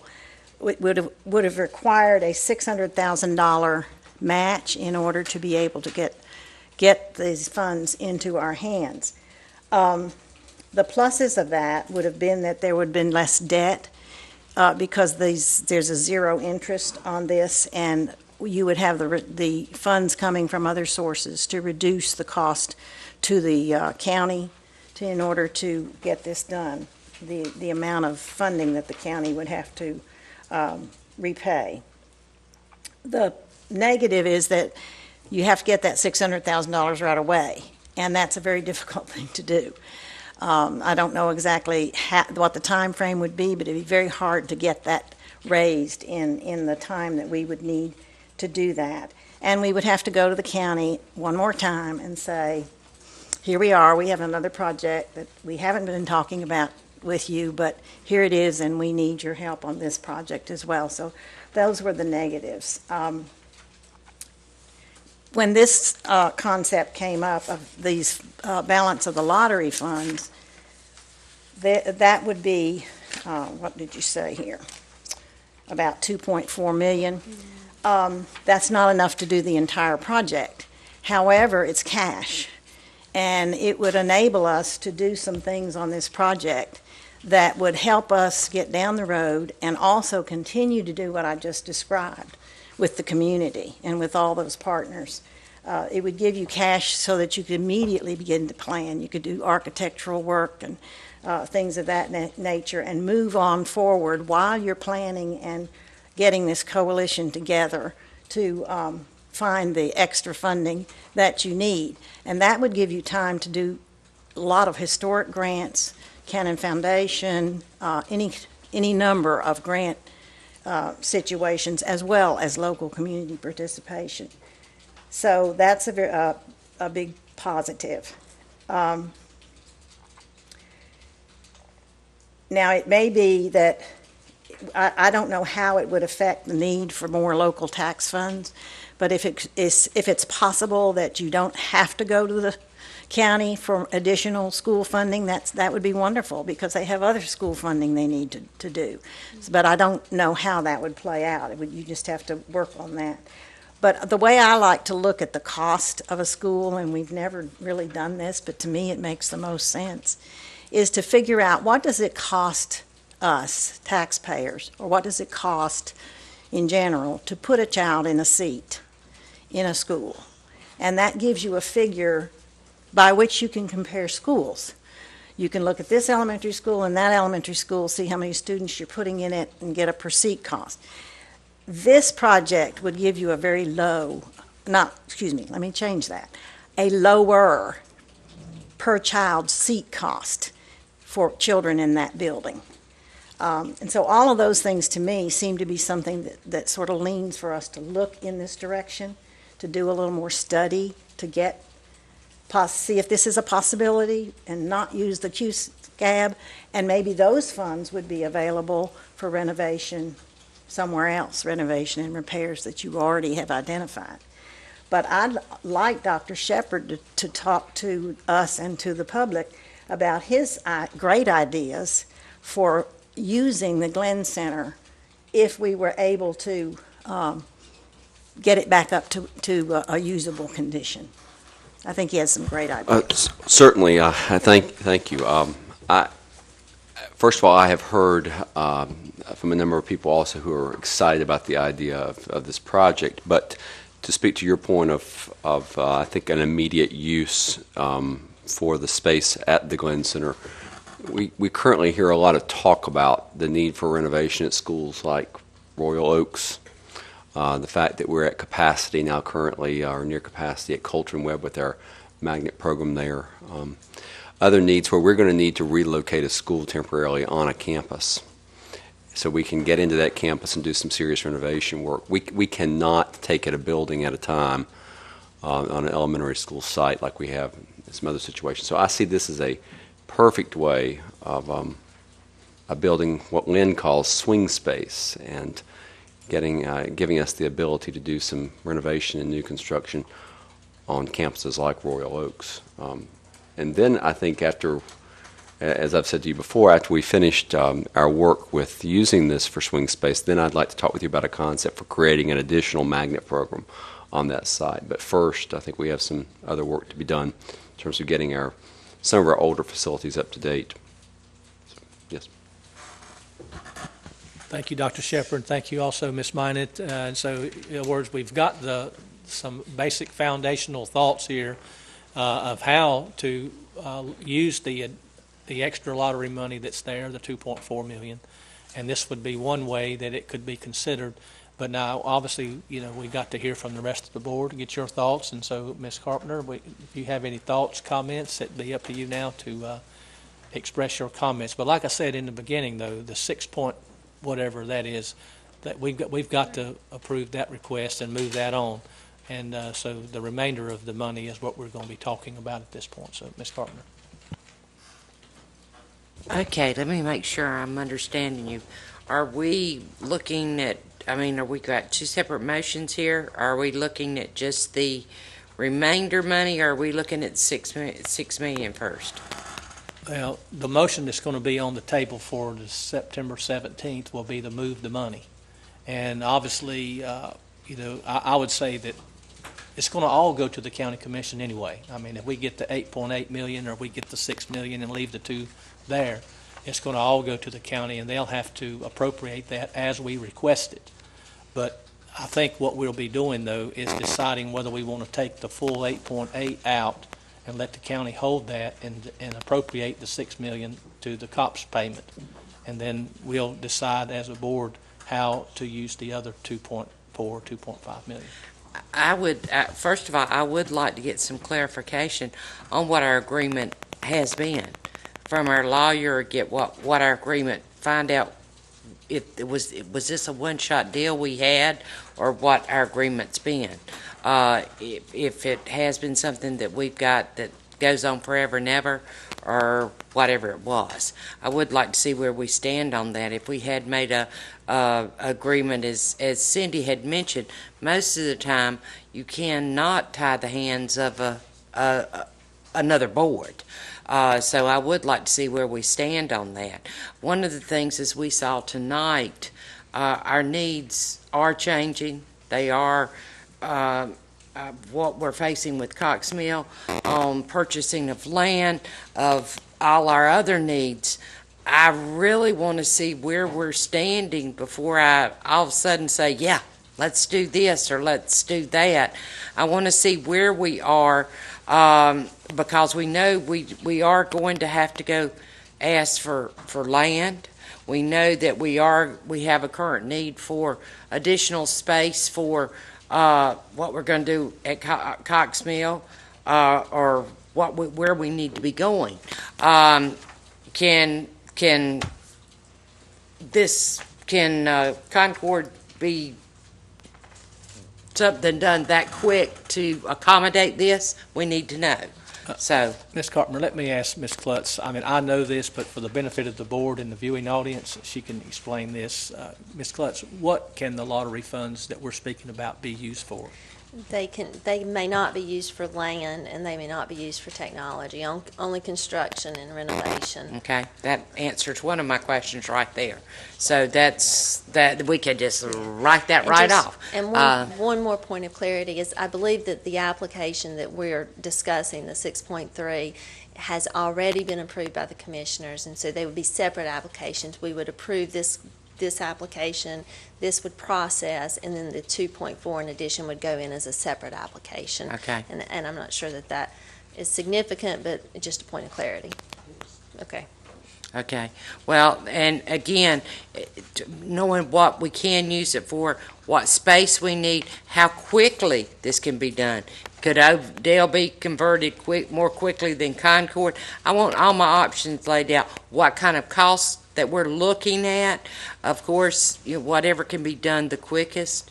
That we do have a lot of needs that we need to do, and I want to look at what options I have, what it's going to cost, and of course where our needs are going to be met the quickest and what's best for the children. That's what I want to do. Absolutely, Carolyn. I agree with you, on those comments, and Ms. Minitz as well, and you can see for you that's here and the viewing audience, it's all about doing what we can for the students. These kids are in mobile units at Cox Mill, what we're going to be able to do there. Can we have a satellite or a hub at the Glenn Center to bring kids from one of the other schools, as Dr. Shepard talked about? And the money is, if it's going to be there, then that will give us something, as Ms. Minitz said, that's cash, it's money to work with. And then when you got something to work with, then you've got something that you can start developing with. But all these options need to be laid out. Mr. Kiger, you have your comments. Well, excuse me. It seems to me, we've heard a couple times that previous boards can't tie the hands of current boards, but I wasn't a part of that agreement. We're getting ready to vote on something that I didn't have any say about. That being said, I don't really have necessarily a problem with where the money's going and how it's being used. If that agreement was made, I think it was a reasonable agreement, because at the time we probably maybe would not have gotten what we got had we not made the agreement. So I guess I'm willing to look at the big picture of that and say I'm okay with the $6 million, Mr. Chairman. The other two, I'm kind of a save for a rainy day guy, but there's just a lot of needs. Mr. Whitkey's stood here time and time again, and I've sat on construction subcommittee meetings with the zeros and the ones and all the planning out that we've just got a tremendous amount of needs. I guess it's easy to be for everything until it's time to write the check. But I like the idea of doing the Concord renovation, to have the community involved with that and getting positive feedback. I think it's a tremendous boost for us as a system.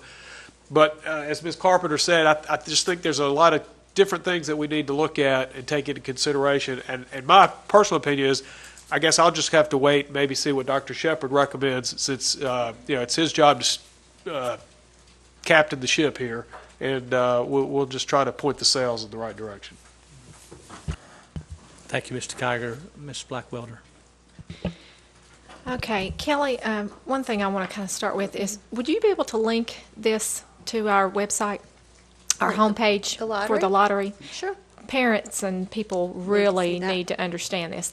No one will understand that it's a percentage of the 29%. And actually, I'd like to see that highlighted, the 29%. That's a huge... I can't modify their Can you make a wage, but I can notation do or something, an on mine. explanation? I would have never picked that up when you said it until you told me where it was. Okay. We all know that, but they have no clue. And, we get a lot of questions now because now there's all those lottery commercials, X county got this and they got these teachers in these buildings, and, we get a lot of questions. So this to me would be highly beneficial, but with more information about what percentage we get of the percentage after they get done with doing what they need to do with it. Okay. That 29.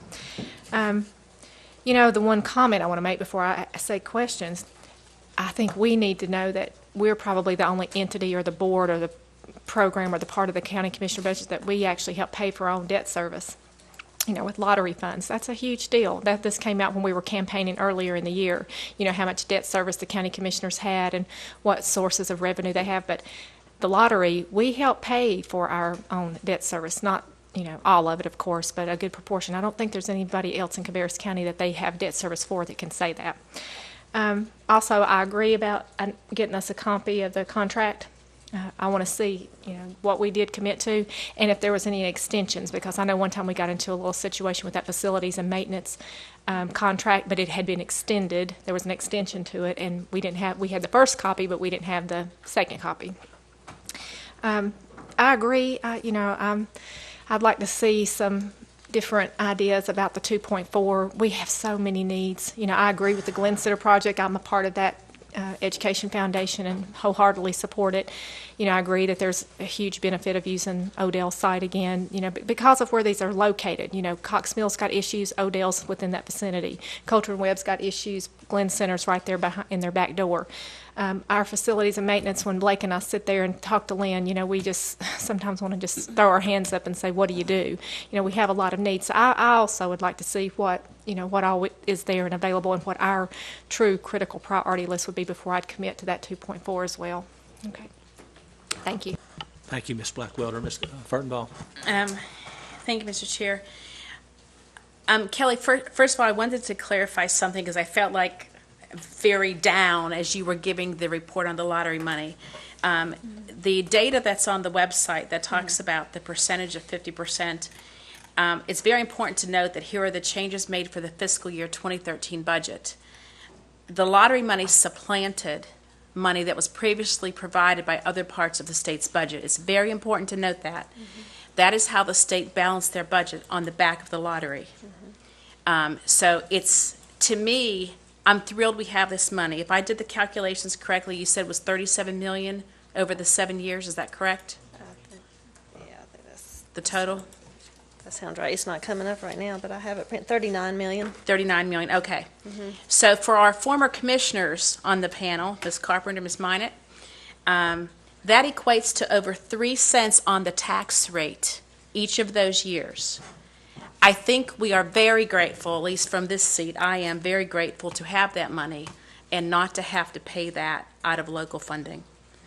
To keep those teachers, to have the preschool programs, to build the schools, et cetera. So even though we can say it diminishes down to a small amount every year, and yes, that's true in the big picture, but I am personally very grateful to have 3 or 4 cents on the tax rate back home. So enough said on that. And I'll just echo, I guess, a couple other comments here. We have the obligation to pay the county commissioners for the money for the debt service. In the past, even though the lottery money cannot be used for land, the commissioners, part of the discussion in the past has been, if we would pay their debt, they will consider, or additional money towards the debt, and Carolyn, you and Grace may have been on the board when these happened, the commissioners will consider paying more attention to the priorities, if you will, because they can keep their money that they have raised through their revenue sources and help us buy land if necessary. So I'm very concerned about the report we have on the school growth, and we don't even have land bought, yet alone any architectural project underway. So I guess I would like to see a have your cake and eat it too proposal, in that we ask the commissioners from a priority standpoint, and this is the big thing we keep hearing from the commissioners, is that we have not clearly stated our facilities priorities, and we bring up things that weren't in the list, and sometimes there are things that just come up we can't project. But this elementary school that we need on the west side, I'm not sure exactly what point, and I guess Dr. Saying that'll be your business now to figure out where that spot is that we need to buy land. But we need to estimate how much that land is going to cost at today's market and make that request. And I would say piggyback on that request. And by the way, can we have the $800,000 that's left or whatever to start this Glenn Center renovation project? I really think we've got to start with the land purchase, and we need to do that soon. And even if the rules of the lottery money, I fully understand that. But again, the commissioners have the ability to allocate money out of their budget in different ways if they know they have this additional 2 point whatever million resource. So I would like to take the approach of our first priority has got to be that elementary school that has long been on the 15-year plan. Our resolution at the last meeting was not about funding out of school money, the Glenn Center renovation. It was to support a community collaborative effort. And I feel like this wasn't on the agenda. This was kind of like just jumped right in here tonight for us. So some of y'all may have known this was coming up. I did not know this was on the agenda tonight, because I certainly didn't read that into anything about the lottery funding. So I think we need to stick to our priorities, stick to our needs. We heard the needs tonight. And then if we can get this in to help with co-funding the Glenn Center, I'm fine with that. But I think we have to stick with our priorities. Thank you. Thank you, Ms. Furtenbach. To a point of clarification from my end, obviously I was aware of this, and it was only a suggestion as a use of the lottery funds, because actually prior to me talking with Ms. Minot today, which I didn't call her about this particular item, it just came up in conversation. But prior to that, though, there was no mention at all of taking the extra $2.4 million. We were just going to draw down the balance. Is that not right, Ms. Klutz? Correct. The 6.3. Yeah, the $6.3 million. That was the topic of the discussion, as far as the lottery is concerned. And then when the subject about the Glenn Center came up, well, I'm saying, is there any reason why, because I had a conversation with Ms. Klutz today also, is there any reason why we can't draw the full at that time, $8.5 million? And I understand we got an extra $300,000 in within the last week or so, which was our August deposit. And she said there's no reason that we can't draw it all down. And so that's why the option, one of many options, came available about the Glenn Center. That's one of probably 8 or 10 or 15 for that matter goes. But I'm like Ms. Minot and some of the other ones that's already spoken, that there is a viable solution, not a solution, but a viable option, I should say. And, this board, it takes 4 members of this board to decide on which way we're going to go, and that's just one of many. So with that being said, I'd like to continue on the conversation with Mr. Furr. Well, I think you guys have hit on just about everything. Everyone made good, valid points. I guess one question I have to make sure I understand, the $2.4 million we're talking about left over, whatever, the commissioners, they have the say so what we do with that money. Is that correct? We can make recommendations or ask questions, but it's their money to be dispersed. It requires both boards to sign the application to release the funds. But whenever, okay, I understand that part of it. Now, maybe a year and a half ago when we took the tours of all the schools, I think there was some eye-opening situations that none of us board members really knew the needs at some of the schools. And with that, first of all, before we done anything else, we need to purchase the land, as some of the board members have spoke upon. But we also have got to continue the path of getting some of these older schools up to par.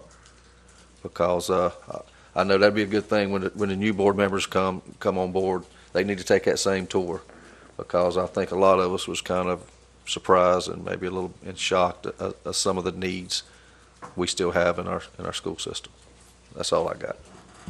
Okay, thank you, Mr. Furr, for your comments. Okay, now, board members, let me clarify that what our motion will be for the 17th. Oh, Carolyn, do you have another comment? I'm sorry. Go ahead.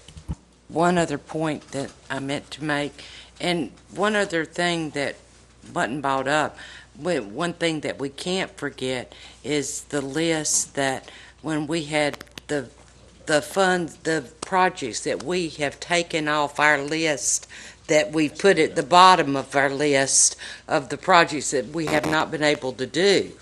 That's the CUSACs that we're not doing now, that we put on the bottom of the list. Those things we're told they were going to get done. Those things we've got to think about too. Absolutely, Ms. Carpenter, and that's coming up just in a little bit whenever we get to that part of the agenda there. Mr. Wicke, yes, Ms. Monick. All right. I want to clarify, I was just throwing this out as for thinking. I'm not saying this is the only way to use these funds. I just think that before you decide, and I won't be here probably to help that decision, but, I'll be here to December. well, I might be, but I just think that needs to be brought forth, that we're talking about money that is cash that can get you out to the community to get more cash to do this project with. And I think that's, with no debt service or very much less debt service. So that was the point I was trying to make. And I would think that for the decision, it would be good for Dr. Shepherd to have all of the different projects that you've put in your priorities and the costs and so on and so forth. And then it's obviously up to this board or the new board to make those priorities. But I just hate to see an opportunity like this coming along and not look at it seriously. Thank you, Ms. Bonnet. Okay, now, just to make sure that we are all on the same page for our September 17th meeting, the motion will be that we'll sign, along with the Cabarrus County Board of Commissioners, the request for the release of, do you have the exact number, Ms. Flitz? Right here it is, 6.371266, $6,371,266. Okay, so with Ms. Klutz's numbers there, do I have about a nod of the head of everyone that will go along with that for the consent agenda on the 17th? And keeping in mind, we'll have to talk maybe on the 17th or sometime shortly thereafter about doing our release, I guess signing our release, and then asking the commissioners to sign along with us for the remainder. Is that correct? Because they'll have to approve that 2 point whatever it is. They'll have to approve that just like we have to approve this. Right. Okay, so are we clear and everybody sure? Yeah, Ms. Mr. Chairman, just due to the magnitude of that decision, a $6 million, and I think it will probably, have full board approval, but I think we should just take a vote on the action agenda. Yeah, that'll be fine. I mean, I don't know, they've already approved it, and, and our money comes from them when it comes to this anyway. And so I don't see that it's going to change, but I have no problem with it going to the action agenda. And Ms. Monroe, if you'll make note of that, then that's where we'll put it, on the action agenda for the 17th. Everybody good with that? Okay, so that's how we'll do it. Okay, thank you, Ms. Klutz. All right, now we're going to move on, board members, to 4.3, where we have Dr. Colleen Sane to the podium, and she's going to be talking with us about a policy revision here. I think we've only got just one, the best of my memory here. And so, Ms. Colleen, when you get ready, we're ready. All right. Yes, we do just have one tonight. We wanted to strengthen the behavior standards for transfer students. We currently, I wish Donna were here, she says it so eloquently, but we have issues with students who ask to transfer to a school. They're in attendance because you only have to be in attendance 50% of the day to get counted as present for elementary and middle. High school, it's period attendance. But they come in late every day, they check out early all the time, And the words that we were trying to clarify were no excessive tardiness. How do you define what excessive tardiness is? So our step was participation in a full day, at least 92% of the days enrolled in the school year. And a full day is defined as no late arrival, no tardy, no early checkout. And so that was the only change that we're recommending in that. Does anybody have any questions? Thank you, Dr. Sane. I think that's pretty clear, and I think that's pretty strong. Board members, we have comments. Start on Mr. Forsythe. Okay, Ms. Furtenbaugh. Dr. Sane, just item number 1 and item number 4 both refer to the 92%. And so attendance is 92%, but yet attendance could be less than a full day. Correct. And so should those number 1 and number 4 just kind of be together instead of two different elements? You can never achieve, so if the attendance is at least 92%, that almost becomes irrelevant because in number 4 you've defined participation at the same level. We could take number 1 out. I mean, that's, to me, it almost, you don't need it. It's like redundant. Because isn't number 4 stronger, right? I would agree with that. Okay. Number 1 can go. Okay, any other questions from the board? Okay, is it okay with everyone for the consent agenda on the 17th? Okay, we got it for the consent agenda, Dr. Sane, Thank you. 17th. Okay, we need to take about a 10-second pause for the cameramen to change their video.